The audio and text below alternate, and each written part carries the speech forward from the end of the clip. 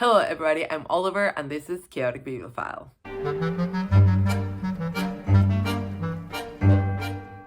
So, November wrap-up. I'm really excited. November was a really good reading month. Before we get into that, however, I am aware that I have 3 other months that I have not wrapped up, but those are already late and will continue to be late. Whereas if I film this now on December 1st, and then upload it within a week or so, I am actually on time. And that's pretty good. So November, of course, is nonfiction November. It's also a lot of other things, but to me personally, that's the thing that I participate in more often. I don't know if I succeeded. I mean, I know if you read just one book for nonfiction November, that's it. And I did read half of my TBR. And I read some other nonfiction stuff that I really enjoyed. So success, maybe. I also read a lot of other stuff. So I'm gonna divide this video in 4 parts. The first one is actually really short. It's just a DNF. And then I read a lot of YA and middle grade because I was applying to different jobs where that was relevant. And I ended up getting a new job. So I'm really excited to start next week, actually. I'm really nervous as well, but it's the kind of thing where it's like good nerves. I'm really excited. Then the next part, it's going to be much shorter. It's about fiction that I read during November, and then we'll move on to nonfiction November wrap up. And let's see if I can fit everything into the prompts. Let's see. So I said DNF first. I didn't finish Takeaway by Angela Hui. And this is Stories from a Childhood Behind the Counter. This is fine. There's nothing wrong with this book. Hui talks so evocatively and candidly about growing up in Wales and her family's restaurant and working there. And it also includes recipes, which if you like cooking, it's really nice the way she writes them. I actually was reading the recipes as well. Let me see if I can find one for you. Here. It has these pretty illustrations as well. And I like the way she describes the recipe. So it is a really enjoyable book. It's just that it's really commercial writing. And because of the introduction, I was expecting something a bit more, not even academic, but yeah, a little bit more either literary or a bit more sociological in scope, whereas it's very much a personal account that doesn't do anything with the memoir form or language beyond just being like loose stories, touching on different topics and being bookended by a recipe. So it is good if you like that sort of memoir.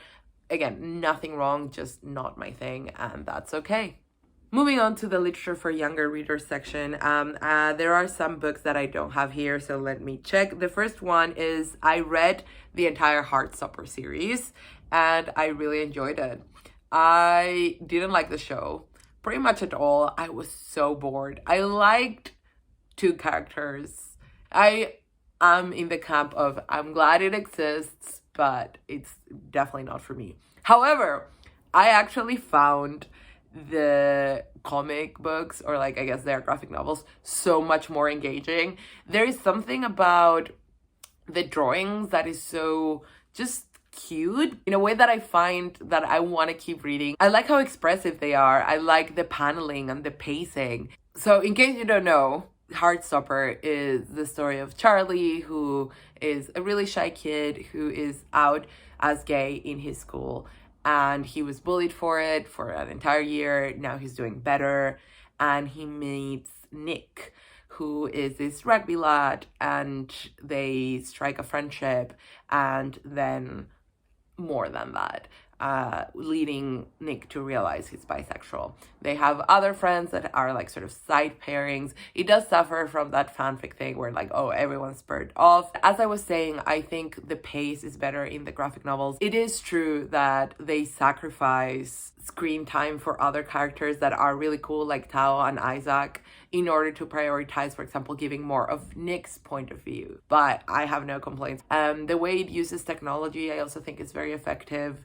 To be fair, I do think that is effective in the show as well. It's just that the show is also like less spicy, which is funny because generally Heartstopper gets critiqued for being such a PG thing. It's like, oh, these teenagers don't think of sex or whatever, it's all holding hands. But I personally feel that in the graphic novel you get more of that spark as well. And I don't know, I just really enjoyed it. It was easy to read, but in a way that it was still engaging enough that I personally found it quite fun, and I would definitely recommend it over the show. I also read The Skull by Jon Klassen, which is his take on a classic folk tale with skulls, and it was very dark. It's that is why I love middle grade so much more, because middle grade will be like all cute illustrations and soft moods, and then suddenly something actually spooky happens and you're like, oh wow,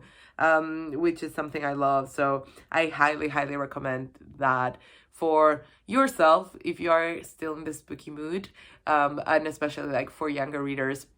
I remember one customer at the bookshop was about 9 years old, but apparently maybe she had dyslexia or something. Her mom was explaining how she can't read like large chunks of text, but of course she's an older reader for like a kid and should be segueing like middle grade towards like YA for younger readers. And also she liked gruesome things, so she liked, I don't know, like blood and murder, and this is how they describe it, and like spooky stuff, magic, that sort of thing.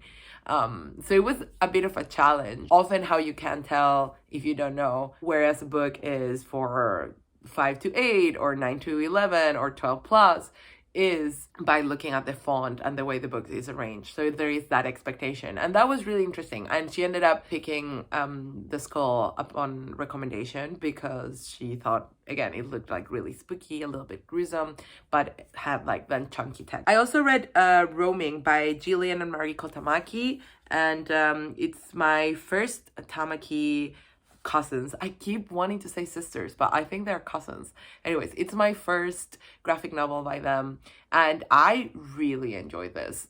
This is about a group of 3 friends, but they are not really friends. So there's 3 people, and 2 of them known each other from high school, and then 2 of them known each other from uni, but they are in first year. So the girls who know each other from high school know each other better and are really close.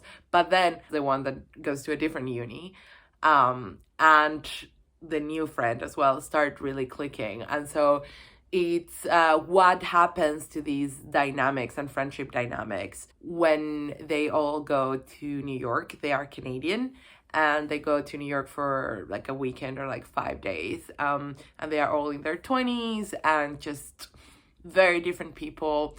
A lot of people don't like this book because it doesn't have a plot, but I would argue that the plot is the weekend and how they will survive, or not survive, but how they explore and approach, again, relationships and friendship, and how they solve conflict or not. And I don't know, just there was something that I found so real in the way that some feelings were hurt and some actions were inexplicable, but like it also makes sense under sort of young adult logic. And I don't know, sometimes you do perplexing things when you're young and you want to explore a city and they all want to do different things, and I was really invested in these characters. What I will say is that I did not like the open ending. I do like a good open ending. I like narratives where like it's like a little bit of a wave. It's like, oh, they are drifting, something happens, and then they're drifting again.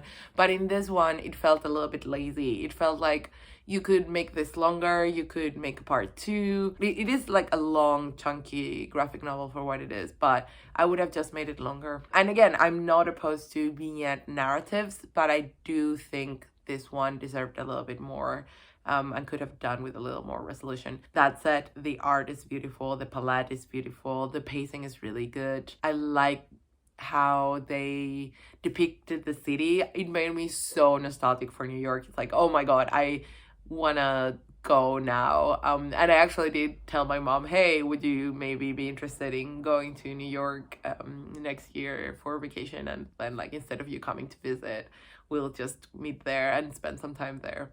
So yeah, the power of roaming. So I really liked it. I don't know, I understand why people might think it's too dull or too like plain, but I thought it was actually really interesting and really sharp in its observations of behavior of young people and friendship and these like weird friend dynamics. Okay, books that I have in physical form. So these three are volumes 3, 4, and 5 of Nana by Yazawa. Let me see if I can find a translator here. It says translation is by Tomo Kimura. Volume 3 I actually read in October, but while I was preparing to film this, I realized it made no sense to talk about volumes 4 and 5 and then have to go back to 3 who knows when. So I just decided I'm going to talk about these 3 right now. And by the way, I'm buddy reading these with Natalie from Curious Reader, who has read the whole series before. So for her, this is a reread, but it's been the best time. So this is the story of Nana Osaki and Nana Komachi, and they are 2 very different Nanas. One is sort of punky, a great singer, wants to be in a band, and was in a band and then now is forming another band.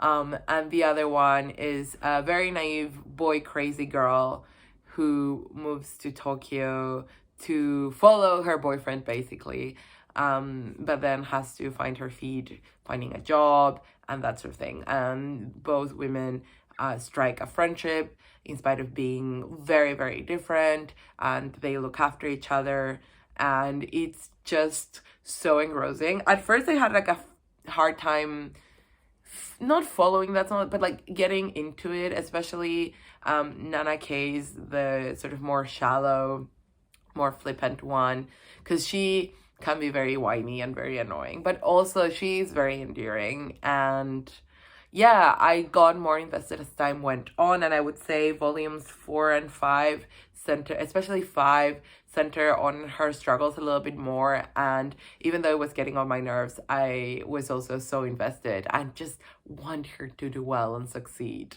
and learn from her mistakes. Nana Oo, on the other hand, is just so easy to love. Even as a reader, I find, maybe as a person, she's a bit more guarded, but she is also quite protective of Nana K, and she's just like a heart of gold, softy on the inside.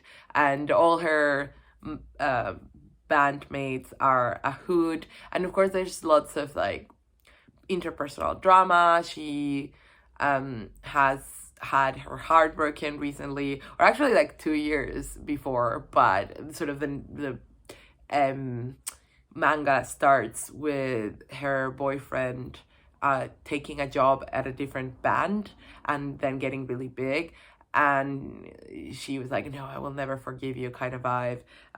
So yeah, it's very dramatic. Of course it is shoujo, and some of the views here are quite dated. Some of it does not hold out, but a lot of it does, actually. A lot of it is actually so interesting. And the Nana's friendship is so interesting as well, because it's very romantic and romantically charged, but in a way that's like really beautiful, actually, and quite, again, accurate, I would say. And it's just fun. It has a good sense of humor as well. The characters, I think the characters and the storytelling are quite good, even if like it gets soap opera-y at some points.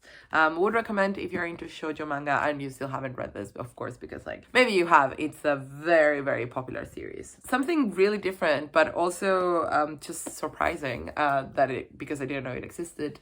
Junior High, by Tegan and Sara and Tillie Walden. So in case you don't know, Tegan and Sara are a very famous pop duo. They are twins and they are both queer. So they are sort of a staple of the community. They were really, really big when I was growing up and discovering like my own queerness. So I just have a lot of appreciation for them. They released a joint memoir called High School a while ago that is, I think, lauded as one of the really good sort of musician memoirs. But this is not really a memoir.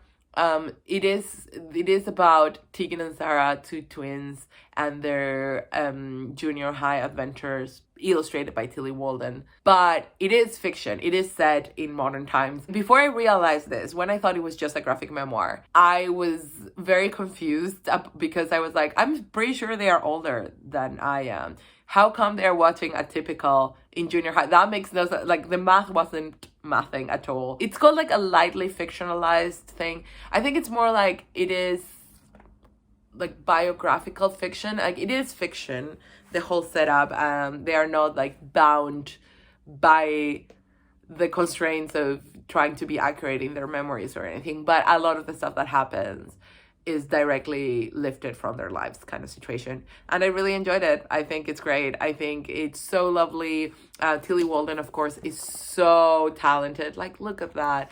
And the way it portrays feelings of going to a new school, old friends, new friends, being so close as twins often are, but then also wanting to or needing to be or just being different people and having different interests, but also being joined by music and discovering this one thing that is so profoundly theirs. I just thought it was lovely. I really, really enjoyed it. And yeah, that was junior high. I am getting tired. I am not even halfway through. I also want to shout out Jamie by LD Lapinski. And this is a middle grade novel about Jamie, who is a wonderful kid and non-binary. And the novel starts with them coming out, but it doesn't dive into figuring out your own identity. Like, Jamie starts knowing they are non-binary, which I think is great because a lot of airtime is doing to finding your identity narratives, which are important, of course, because we have to go through them, but it is important also to see a different side of it. And so this focuses on telling other people and how other people react and carving your space in a world that is designed to be binary. And so the plot revolves around Jamie having to choose where to go to sixth form, which is it like the first 2 years of high school. I still am very confused about how this works. It, you know, like, having to move from a co-ed school, having to choose between two sex-segregated schools. It is very accurate in terms of the stuff Jamie gets asked and the way people react. There is like a bathroom scene where it's like, oh, they have to choose where to go, and it's very uncomfortable. And also, it has these little Jamie Rambeau's Guide to Words, which I think it's just like a really cool thing to have. It makes it a really good resource, both for kids and adults. I think a lot of adults would benefit from reading this. It's very accessible. The dialogue is very snappy, and I think what's the best thing is that Jamie is like just like a low-key character. They are good at some stuff, but at others they have interests. It's a very three-dimensional character. Their voice is really fun to be around, and then they have a wonderful brother, and even like the bad guy characters are just very iconic. So yeah, I really enjoyed it. Really, really fun. And then finally, let's talk about Poison for Breakfast by Lemony Snicket. Lemony Snicket is everything to me. I'm not gonna lie. It's like, do you want your child to grow up to be a literary fiction reader? Read this. Like, this is Ulysses for children.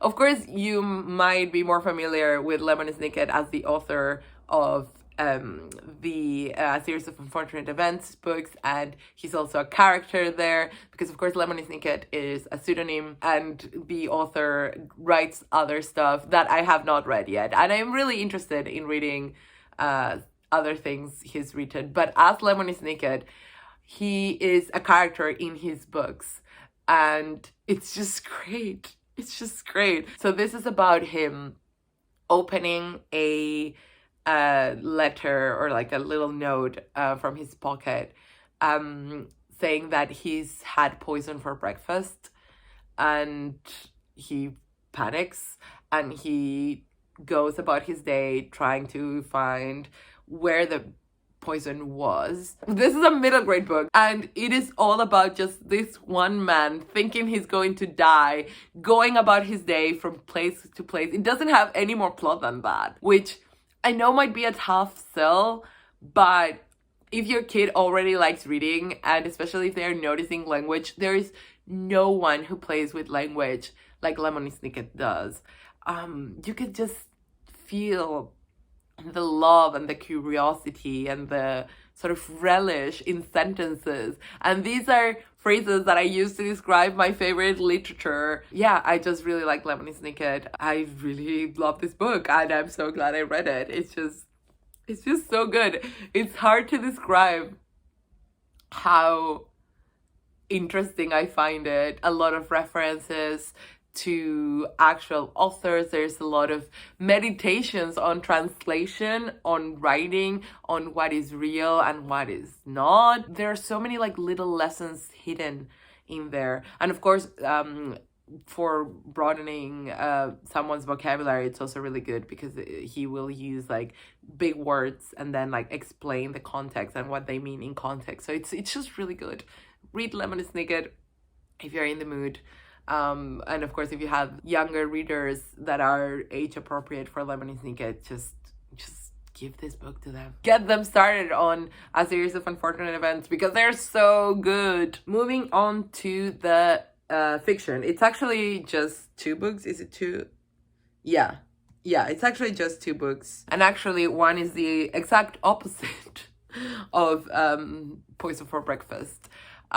This is You Made a Fool of Death with Your Beauty by Akwaeke Emery. Sadly, this was my first Akwaeke Emery, and sadly, I had to finish it because it was for the Bookshop's book club, which I used to run when I worked there, and so I just had to finish it. It's not good. I mean, it's a romance book. That is just that. So if you read romance, this might appeal to you. It has like lovable characters, and it's sexy. That's it. It's about this woman, I forget her name, Faye. She's grieving her husband who died on a car accident that she survived. And then she meets this one guy, he's hot, they have sex. Then she really connects with her, with his friend. And the friend takes her to, and they are not like together because he's like still like trying to recover or whatever, and they go to this island. I think it's an island, and as it turns out, the guy's dad is a hot chef, like a celebrity chef, and that's it. She has a best friend, and the friend is lesbian, and the main character is bisexual. There's bisexuality discussion, and I don't know, man. They talk, they have sex. This was almost written to be turned into like a film, and there is no substance to it. But again, it was Akwaeke Emery purposefully trying on the genres, tropes, and circumstances. So like, if you like romance, you might like it. At least it has like a really healthy approach to all the complicated topics like grief and jealousy and sort of who you hook up with and blah blah blah. So at least it's got that going for it. But it's, yeah, like if I feel the need to read something like that, I would just reread one of my favorite fan fiction is my thing. I do want to read more Akwaeke Emery because I know this is not how they usually write. But completely different. Wild Geese by Soula Emmanuel. This is a fantastic novel. I wrote a review for it, and it's not that long. I posted it. It's one of the last reviews that I left at the bookshop before I left. So I will link it down below so you can check it out. This is about Phoebe, who is an Irish trans woman who lives in Copenhagen, where she came out and began transition. So immediately transitioning as an immigrant, relatable. And then she's losing passion for her PhD, but it's kind of like a thing to do. She doesn't know what else to do. She's not like she's trying to get out. It's more like, well, I no longer feel passion for this, but might as well keep going. And she has a very sort of small life there. And then suddenly her ex Grace shows up, and by ex is like, they didn't date for that long, but they had like a very strong attachment, or like profound relationship before Phoebe came out. And yeah, it's a bit like the Before trilogy, if you've seen that. It is really well written. Some people think the prose is a bit too purpley. I think it's justified personally. I don't know. It just made me happy that people are still right. It doesn't feel dated. It still feels fresh, but it feels like going against the grain of streamlined writing that is the norm now, without it being, again, overtly flourishy, overtly, yeah. I think it's really good, actually. I really enjoyed this. It really grabbed me. I didn't want to stop reading. I really cared about what happened. It did get exhausting at some point, but again, it's earned, I think, because you have to have patience with the characters, just like the characters have to have patience for themselves and with each other. So yeah, I really highly recommend it. All right, so I have decided to cut this video short because I think it's kind of long already. I am going to film a separate nonfiction November wrap-up. I don't know why I didn't think of doing that before. It makes so much more sense. If you like this video, please give a thumbs up. Comment if you've read any of these books, and if you want to read any of these books after hearing me talk about them. Also tell me, did you read anything that was not nonfiction in Nonfiction November that was really good or really bad? Tell me in the comments. And yeah, I'll be back really soon with my Nonfiction November wrap-up. Bye. See you next time. See you next time. I didn't say that. Oh, see you next time. Starts clicking with the other one that, with the one that, blah. But then the one of